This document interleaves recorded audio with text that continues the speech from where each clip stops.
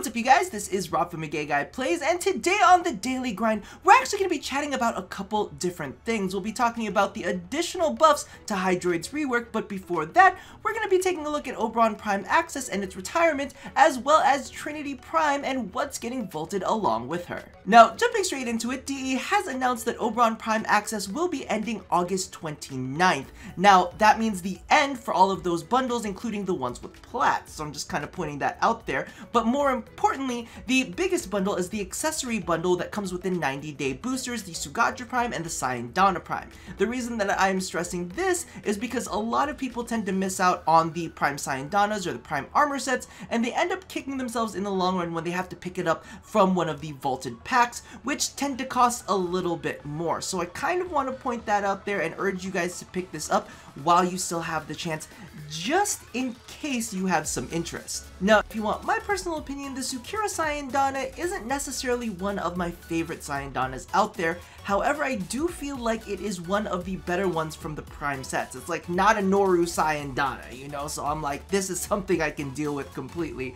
I really like the twisting of the horns up here. I in fact like all of this upper back area, but I think the number one thing that bothers me is the length. I mean, we've already got Oberon Prime, which has like his own kind of like, what is this, skirt dress thing that he's got loincloth area, so we don't necessarily need a Sayandana that mimics that as well. If anything, they could have just made some more horny decorations that come down the side and like called it a day. But, you know, to each his own, so I wanted to actually give you the other color set that I have for it, just in case you want a better visualization of what it looks like. It's not terrible. Like I said, I just don't think it's my favorite Sayandana. So, I'm not going to sign off on it and say it's like this amazing, beautiful thing. On the other end of the spectrum, I believe it's the Oroka? What is it called? Oh yeah, Oroka Prime Sugatra. This actually got like a physics change to it, and initially I was not super fond of it, but it's actually looking a lot better. It's still a little jellyish to me.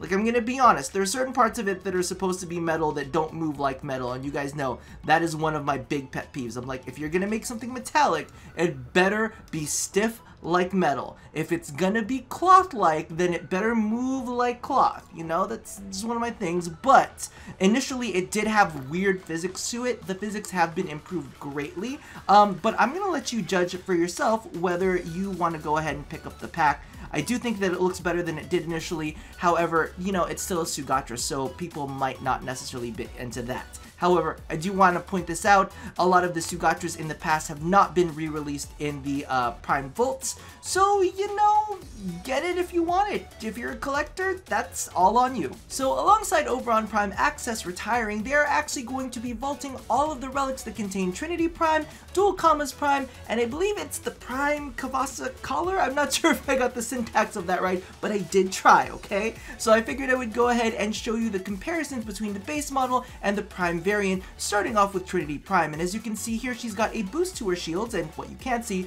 is that her sprint speed has also been increased. There's also a little bit of a variation when it comes down to her polarities, but you know what, you can always fix that with Forma if you really need to.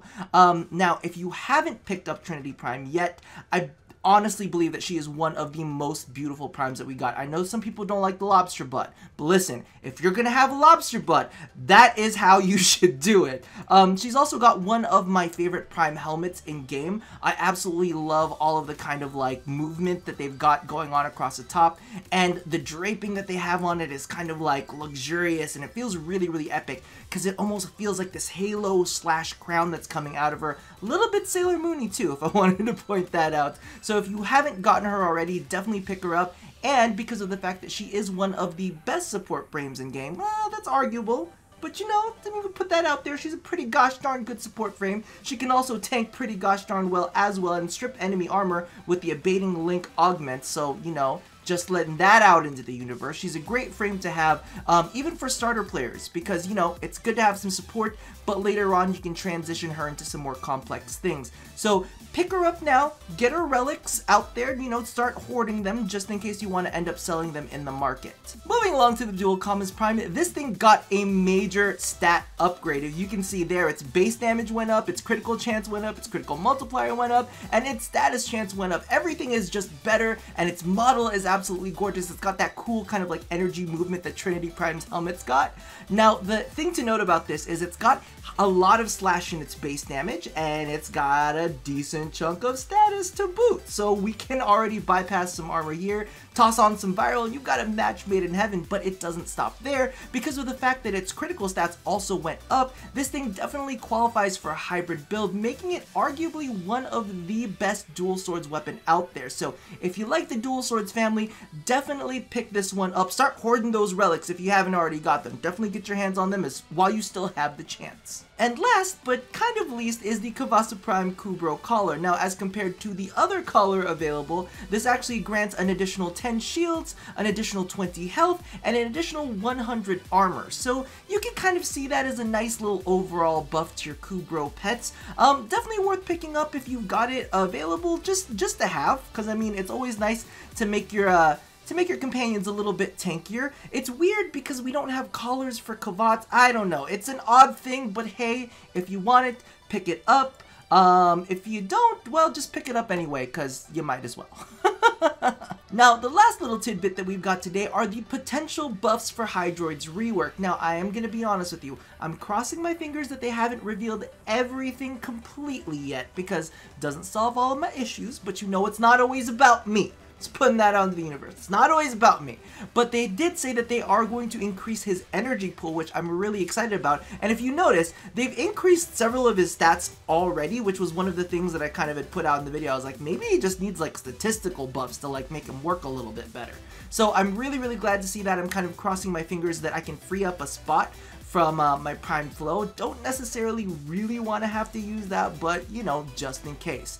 They also want Tempest Barrage to have better audio feedback on its charging, which is fantastic because I'm gonna be honest with you, I sometimes don't know whether it's charging or not, so to have that as a little bit of a bonus really will help out a little bit, you know, small incremental changes. And lastly, they want Undertow to have better possible damage scaling over time.